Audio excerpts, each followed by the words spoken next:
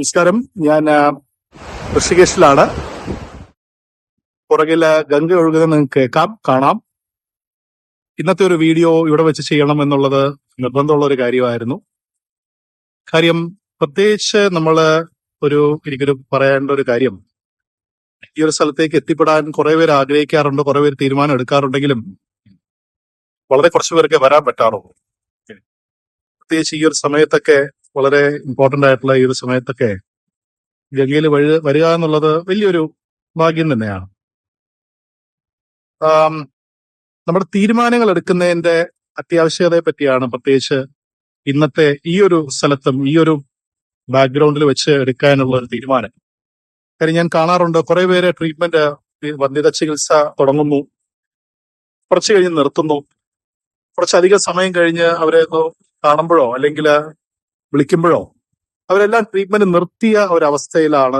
ഇനി വേണ്ട ഡോക്ടറെ, ഇനി ഞങ്ങള് ചെയ്യുന്നില്ല, ഇനി ഞങ്ങൾ കുഞ്ഞ് വേണ്ട എന്നുള്ള തീരുമാനം ഉപേക്ഷിച്ചു, നമ്മുടെ സ്വപ്നം അടച്ചു, ഇതില്ല, നിർത്തുകയാണ് എന്നൊക്കെ പലരും പറയുന്ന കേൾക്കാറുണ്ട്.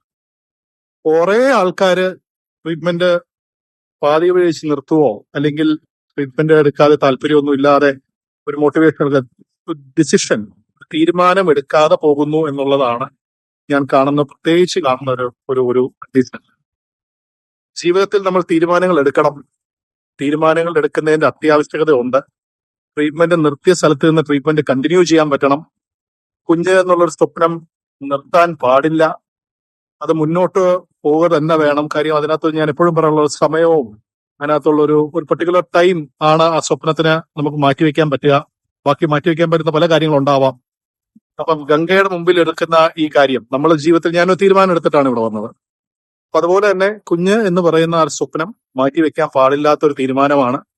നിങ്ങൾ വീണ്ടും തീരുമാനങ്ങൾ എടുക്കണം. തീരുമാനങ്ങൾ ഒന്നുകൂടെ റീസ്റ്റാർട്ട് ചെയ്യണം. കുഞ്ഞ് എന്നുള്ളൊരു പറഞ്ഞ സ്വപ്നത്തിലേക്ക് എല്ലാവരും മുന്നോട്ട് നീങ്ങുകയും ചെയ്യണം. Thank you.